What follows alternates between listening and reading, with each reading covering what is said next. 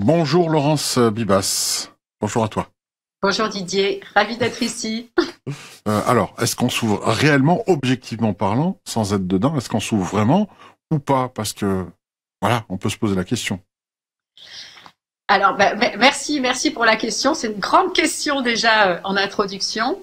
Euh, En fait, ce que j'ai fait dans le Grand Retour vers soi, c'est que j'ai créé arbitrairement, en fait, ce qui pourrait être un parcours pédagogique pour l'ouverture à soi. C'est pour ça que le sous-titre, c'est s'ouvrir à sa nature spirituelle.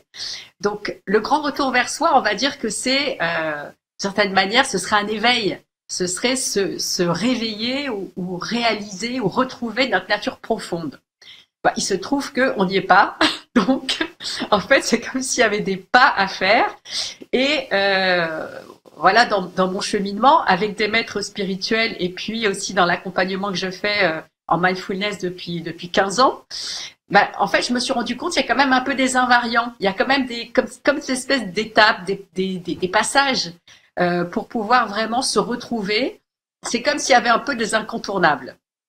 Donc, s'ouvrir vraiment, déjà la première chose, c'est il n'y a rien de définitif. Voilà, le moment présent change tout le temps. On est dans un éternel recommencement, dans un éternel reset, au mieux. C'est-à-dire qu'on peut être aussi dans une stagnation totale. Et pour moi, l'inverse de l'ouverture, ce serait ne même pas se rendre compte qu'on est fermé. Donc, la première étape, c'est ce que j'appelle le réveil. Euh, dans mon livre, je commence par euh, le premier chapitre des retournements, c'est réveille-toi amour. Réveille-toi amour, c'est le moment en fait où on se rend compte que waouh, mais on était complètement endormi. Donc il peut y avoir des coups durs de la vie, il peut y avoir en fait la vie nous amène toujours un petit bout de tapis sur lequel trébucher pour pouvoir bim se réveiller, voir 36 chandelles et se dire mais en fait j'avais pas vu le film avant, je me rendais pas compte en fait où j'étais. Et donc ça c'est la première étape, c'est le petit coup du sort ou le petit coup dur ou le petit coup de poing ou le petit coup de foudre qui fait qu'on va se réveiller et se dire mais ok, maintenant je suis là. First step, première étape. Je me rends compte que j'étais pas là avant. Donc déjà Prise c'est de génial. conscience. Prise Voilà, de conscience. exactement. Et déjà c'est génial. Donc voilà pour le premier pas d'ouverture. Le fait quelquefois de déconstruire pour reposer ses pieds sur une autre surface tout aussi solide. Bah, je suis d'accord avec toi. Ce dont tu parles, c'est sortir du romantisme spirituel. C'est-à-dire qu'en effet, on va dire le réveil spirituel, on va pas parler d'éveil, on va pas utiliser des grands mots de suite, mais le réveil, ça nous demande un tel retournement par rapport à nos valeurs, à nos croyances, à notre vision du monde, à notre éducation, à l'image qu'on a de nous-mêmes, que évidemment, c'est pas un bon moment, quoi. On passe pas toujours un bon moment sur le chemin spirituel. Moi, j'ai passé 20 ans de manière très active avec des maîtres tibétains. J'ai passé 20 ans dans la machine à laver. C'est-à-dire tous les jours, je passais en mode lavage, essorage, et vas-y, on recommence et au séchage. Et puis vas-y, ma fille, t'en as besoin d'un petit coup encore, on te remet dans la machine à laver. C'est pas romantique le chemin spirituel. C'est euh, c'est activement réveillant. C'est super stimulant, mais on va pas dire que c'est un champ de fleurs, quoi. Tel un combattant qui essaie d'affiner son art martial, une fois qu'il a tout appris d'un maître, va changer de maître pour avoir un autre courant, d'autres méthodologies. Est-ce que c'est ça la méthode finalement? Suivre différents courants, mais surtout qu'un seul courant à la fois pour éviter de vouloir trouver des cohérences dans plein d'enseignements différents où forcément il y en a pas. On va trouver que des incohérences à ce moment-là. Oui, c'est ça. C'est très juste ce que tu dis. Euh, pour donner un exemple, moi, quand j'ai commencé à enseigner la mindfulness, donc la pleine conscience laïque, les programmes de 8 semaines pour la réduction du stress, moi, je venais du bouddhisme tibétain. Donc, une forme de méditation et de cheminement, des techniques et finalement un but d'éveil totalement différent de celui de la réduction du stress. quand j'ai fait le programme MBSR pour moi-même, et c'est ce que je propose aussi aux personnes qui viennent faire le MBSR avec moi et qui viennent de la spiritualité ou du yoga ou qu'un autre enseignement très fort ancré en eux, c'est d'oublier. Oublie ce que tu as fait avant, concentre-toi pleinement sur ce que tu fais maintenant pour en cueillir les fruits particuliers, il y a un goût particulier en fait dans chaque école, dans chaque technique, dans chaque chemin. Donc c'est important de garder, on va dire, l'essence pure de chaque enseignement.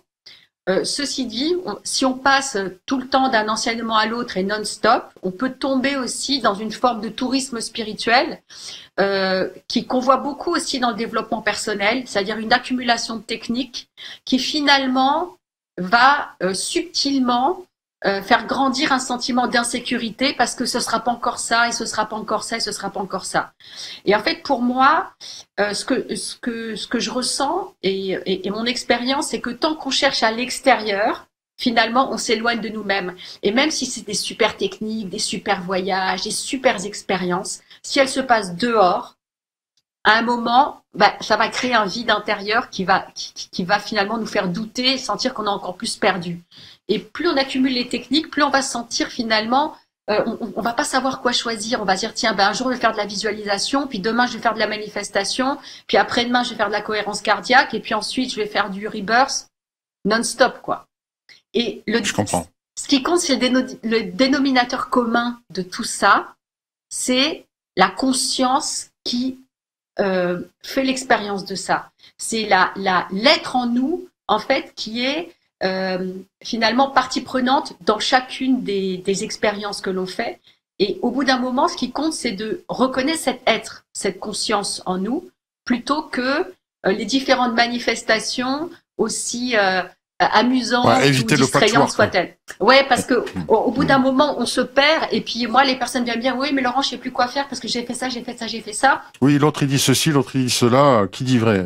C'est pas comme ça que ça marche. Ouais, voilà. Moi, c'est ce que je ressens. Et pour moi, en fait, finalement, au bout d'un moment, c'est chouette de pouvoir avoir un maître ou d'avoir vraiment une direction très claire. Je parle dans le spirituel, hein, parce que le développement personnel, c'est encore autre chose. On cherche pas forcément à se rencontrer soi-même, on cherche à s'améliorer. Donc, on n'est pas sur la même chose. Mais quand on est sur un vrai cheminement spirituel, en fait, c'est soi qu'on cherche à rencontrer et finalement, c'est les voiles petit à petit qui nous empêchent d'être vraiment présents à nous-mêmes, qu'on essaye de reconnaître. C'est ce qui nous sépare de nous-mêmes. Mais pas la technique X qu'on va apprendre pour pouvoir améliorer ce qui est déjà parfait. Si on est déjà parfait en nous-mêmes, il n'y a rien à améliorer, il n'y a rien à aller chercher dehors. Il y a à être. Est-ce qu'il y a des outils pour rester dans cette motivation de recherche? Parce que j'ai l'impression que le sommet, il n'y en a pas. À chaque fois qu'on trouve un absolu, il y en a toujours plus grand. C'est ça. Et c'est pour ça que par rapport à ce mot de recherche, moi j'aime bien proposer de devenir des trouveurs plutôt que rester des chercheurs. C'est-à-dire il y a ce truc de commence à trouver. Et quand on commence à trouver, en fait c'est comme si on avait un trésor. C'est comme si on retrouvait un trésor en soi.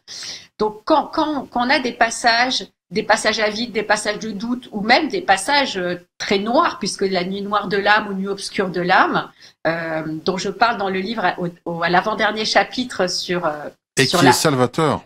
Voilà, exactement. Et donc c'est ça qui permet finalement d'aller plonger en nous dans une telle ombre qu'on retrouve une lumière avec un éclat nouveau, qu'on retrouve en fait dans cette profondeur où on a l'impression qu'on a tout perdu, qu'on retrouve quelque chose de neuf. Dans le langage courant, c'est le coup de pied au fond de la piscine, c'est après un coup dur, tu rebondis. Et pour la spiritualité, c'est la même chose. Ces paliers, en fait, ils sont très désagréables à passer parce que c'est comme si on avait tout oublié et qu'il y avait plus rien. Et en même temps, s'il y a pas ces coups durs, c'est là où on stagne en fait. Parce qu'on stagne à un moment où on se dit, ok, j'ai compris et je sais. Et en fait, non, il n'y a jamais j'ai compris, je sais, il y a jamais de... En fait, quand je dis, tu vois, à la fin du livre Destination Origine, d'une certaine manière, c'est l'origine, Et comme le point zéro, c'est une recréation permanente. Donc en fait, c'est comment on peut se remettre en lien avec cette créativité, avec cette source, avec cette création vivante, vivifiante, permanente, dans les moments où on est en stagnation. Dans ces moments-là, moi, je dirais patience, parce que quand il y a une graine dans la terre en hiver, il faut attendre qu'elle sorte, forcément. Donc patience, on apprend déjà confiance. la patience, hein. C'est déjà ça. Hein. Voilà, patience, confiance, et puis ensuite, je dirais aussi compassion pour soi-même. C'est les moments en fait où peut-être on est allé un peu dans la toute-puissance spirituelle, où on s'est dit ok, ça marche, tout marche bien, c'est génial, j'ai tout compris, machin. Et là le truc il vient te dire hop, redescends, vas-y, un petit peu d'apnée là. On ressent des choses qu'on ne ressentait pas. Et quelquefois, il y a des personnes qui s'arrêtent net à ce niveau-là, disent « je ne veux pas en savoir plus parce que je ressens trop, je ressens la souffrance des autres ». Et ils n'ont pas forcément de bouton pour mettre « off » sur tout ce qui capte autour. Alors là aussi, c'est un autre danger où les personnes peuvent s'arrêter comme si la voiture n'avait plus d'essence au coin d'une rue. Oui, c'est vrai. Et c'est un paradoxe. C'est un paradoxe en fait que... c'est ce que dit Marianne Williamson, c'est que notre plus grande peur, c'est celle de notre propre lumière. C'est-à-dire que, en fait, finalement, ce qui nous effraie le plus, c'est pas l'ombre, mais la lumière. C'est comme si, ayant vécu dans une grotte, Alain, tu vois, vraiment caché de la lumière, on va dire, de la conscience ou de la lumière divine, qu'on cherche. C'est confortable de chercher à l'extérieur, en fait. C'est plus facile de se dire, ah bah tiens, le divin, il est là-haut. Oh, mais de toute façon, c'est trop pour moi, donc j'y arriverai jamais, etc. Que d'accepter, en fait, cette étincelle d'éveil, cette propre lumière qui est en nous. Et quand on commence à toucher, quand en fait les bordures du personnage défini qu'on pense être commencent à se dissoudre et qu'on commence à ressentir l'espace, la lumière et tout, mon maître tibétain disait, c'est comme quand on te retire le tapis de sous les pieds d'un coup et puis t'as plus de sol. Et là, tu penses que tu vas tomber, mais en fait, tu flottes. Mais en fait, il y a toujours ce moment-là où de toute façon, tu as peur de tomber. On peut pas éviter ce moment-là. Et ce qui fait que on va pas se raidir à ce moment-là, ou même si on se raidit, à un moment, on va dire, ok, essaye, tente-le, ouvre, fais l'expérience, pourquoi pas. Pour moi, à ce moment-là, c'est pourquoi pas, finalement. Puisque ça fait des années que tu fais des développements spirituels, etc. Et pourquoi pas tenter l'inconnu? C'est comme si il y avait une transformation avec l'élimination de tout ce qui a été ajouté en surcouche pour nous couvrir, quoi, quelque part. Ça, c'est vraiment compliqué parce que ça veut dire qu'il faut faire pas un deuil, mais il faut accepter ce renouveau-là. C'est très difficile. Hein. C'est très difficile. Moi, si, je suis complètement d'accord avec toi par rapport à ça. C'est comme, c'est vraiment cette citation de Teilhard de Chardin qui dit que, en fait, on est des êtres spirituels venir faire une expérience humaine et pas des êtres humains qui font une expérience spirituelle. Et en fait, ça, c'est une autre manière de le dire. C'est comme si tant qu'on est dans l'histoire qu'on se raconte de nous-mêmes, donc cette personne. Donc moi je suis Laurence et donc Laurence, si matériellement je me limite à Laurence là comme ça, voilà, je suis la fille de mes parents, j'ai telle histoire, j'habite dans telle ville, j'ai fait telles études, etc. Mais il y a pas que ça, évidemment. Oui, c'est pas grand chose, c'est rien quoi, à côté de ce qui nous reste à accomplir, oui, tout à fait. C'est ça.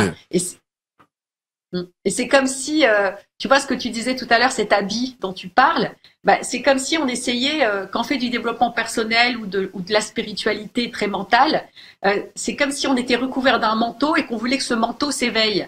Mais en fait, c'est pas possible. C'est pas possible. Le manteau, en fait, il est là pour recouvrir plutôt. Donc c'est enlever le manteau, c'est pas améliorer le manteau. À quel âge tu penses que l'humanité est? Est-ce qu'on est juste des préadolescents? Ouais, l'âge de pierre. L'âge de pierre. Carrément. Mais si c'est réaliste, pourquoi pas? Ouais. Moi, je pense qu'on est très, très, très encore vénalement limité par le matériel. On est très voilà, je crois ce que je vois. Je crois ce que je vois. Donc la forme et l'apparence, en fait, devient la vérité. Sauf que évidemment, si on se prive de toute notre sagesse, de notre vision profonde, de notre intuition, de nos sens, de nos capacités extrasensorielles, qui vont bien au-delà de la matière, et on sait aujourd'hui qu'on est vibratoire et qu'on n'est pas solide, mais c'est comme si en fait dans notre conscience en fait quotidienne, par rapport à une conscience éveillée, on s'accroche en fait à cette matérialité comme à une vérité, et ça se renforce, on se renforce les uns les autres là-dedans. C'est-à-dire que mon maître spirituel dit a un enseignement qui dit, si vraiment le soir quand on se dit bonne nuit, on pense vraiment que peut-être on dit vraiment bonne nuit et petit au revoir à la personne, et que on se dit que plus jamais on verra cette personne, que c'est une possibilité parce qu'on peut mourir dans la nuit. Là, on est vraiment dans une réalité spirituelle de l'impermanence. Là, on accepte vraiment être dans la pleine conscience de l'instant. Voilà, dans la pleine conscience. Et par rapport à ça, moi, ce qui m'intéresse beaucoup en fait dans le bouddhisme tibétain, j'ai pas choisi cette voie, elle m'est tombée dessus il y a 30 ans, mais bon, c'est comme ça. En fait, ce que j'aime, c'est que dans l'approche du bouddhisme tibétain, qui est le Vajrayana, donc qui est un bouddhisme, on va dire, dit tantrique, ce qui me plaît beaucoup, c'est par rapport à ce que tu disais au départ, tu ne tueras point. Dans certains enseignements du Vajrayana, il y a des grandes figures comme Gesar de Ling, par exemple, qui est un roi conquérant, qui est parti en fait détruire les démons qui empêchait en fait un éveil collectif sur la terre. Ce Gesar de Ling, en fait, sa mission, c'était d'aller tuer justement les ennemis, d'aller tuer les esprits obstructeurs. Et ce qu'il faisait ensuite, c'est que il passait tant d'années en retraite pour libérer toutes les âmes en fait qu'il avait tuées. Donc en fait, l'idée, c'est pas tellement de ne pas tuer, mais c'est d'avoir une vision en fait beaucoup plus globale, beaucoup plus vaste de ce que c'est que le courant de la vie, de ce que c'est que le courant de la conscience. Et comme on est de toute façon tous, qu'on le veuille ou non, consciemment ou inconsciemment, et je pense que d'une vie à l'autre, on change de rôle. Des fois, on incarne la lumière, des fois, on incarne l'ombre. Et puis, et à un moment, on a une épée de feu, puis à un moment, on a une épée de fer. Et en fait, je pense qu'on passe notre vie dans un espèce de grand jeu où finalement, il y a un niveau terrestre où la vie et la mort, c'est quelque chose de super grave. Il y a un niveau, je pense, céleste ou cosmique dans laquelle le jeu de la vie et de la mort et renaissance, c'est un cycle. Et c'est pas grave parce qu'il y a quelque chose en fait qui est tout le temps en train de bouger. On peut pas être coincé dans la vie.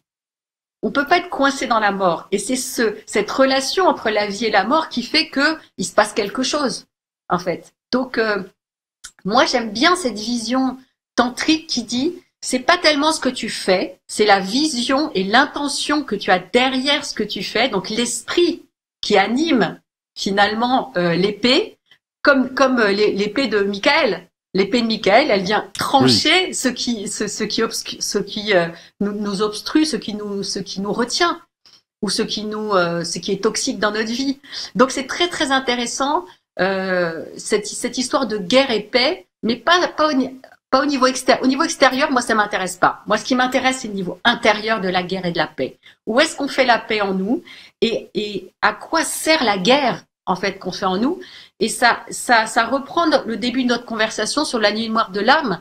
Si à certains moments, pour pouvoir renouveler la paix, c'est comme s'il reste un petit bout de guerre quelque part, ça va prendre toute la place et ça va se manifester pour qu'on puisse à nouveau engendrer de la paix. Voilà, quelque chose comme ça, comme un grand mouvement. Voilà, c'est ce que je ressens. Dans le bouddhisme, on parle aussi, il y a une cosmogonie. Est-ce que cette cosmogonie indienne peut nous faire parfois faire relativiser certains besoins que l'on a qui sont purement égoïstes humains, quoi? Moi, je trouve que à partir du moment où on sait en tout cas c'était le cas pour moi, qu'on a en nous-mêmes une nature spirituelle éveillée, déjà parfaite, ça relativise le cheminement humain qu'on va avoir dans cette vie. C'est-à-dire que si on regarde cette vie en se disant je suis nul, je suis un pécheur, je suis impur, ou les idées, on va dire, qui nous limitent, ou d'insatisfaction, tout ce qui va venir en plus valider en fait cette posture va nous faire de plus en plus souffrir. Si on se dit j'ai une nature de Bouddha, je suis déjà éveillée, j'ai déjà cette nature spirituelle en moi. Évidemment, alors je tiens une couche grosse comme ça de tout ce qui m'empêche de manifester ou d'actualiser cette nature, mais je sais qu'elle est là. Bah, pour moi, ça change tout. C'est un changement de perception. Et c'est pour ça que c'est très important de reconnaître notre nature spirituelle, parce que quand on sait qu'on a ce trésor en nous, on se vit plus comme pauvre, on se vit plus comme limité, voilà, et on sait qu'on a un trésor. Et on vit pas pareil quand on a un trésor ou quand on n'en a pas. Voilà. On était juste en train de dormir dessus sans le savoir. C'est ça la métaphore. Mais on l'a tous, en fait. Le message du grand retour vers soi, c'est on a tous cette nature éveillée. On a besoin aujourd'hui de l'actualiser parce que il y a trop de souffrance dans ce monde et que des fois c'est une souffrance non nécessaire. Et c'est ce dont je me rends compte aussi quand j'enseigne les programmes de pleine conscience, qu'en 2 mois, le fait de revenir à soi, de retourner à la présence et de pouvoir vivre plus dans le présent que dans le futur ou dans le passé, ça soulage déjà énormément de ce décalage qu'on peut avoir avec nous-mêmes. Donc en fait, c'est facile, c'est juste à côté. Il suffit en fait de savoir que c'est possible. Voilà, c'est tout. Il suffit de savoir que c'est possible. Voilà, on peut vous montrer le chemin et la porte, mais on peut pas l'ouvrir à votre place. Ça, c'est à vous de le faire. Merci Didier, quelle belle conclusion. Merci, au revoir. Au revoir.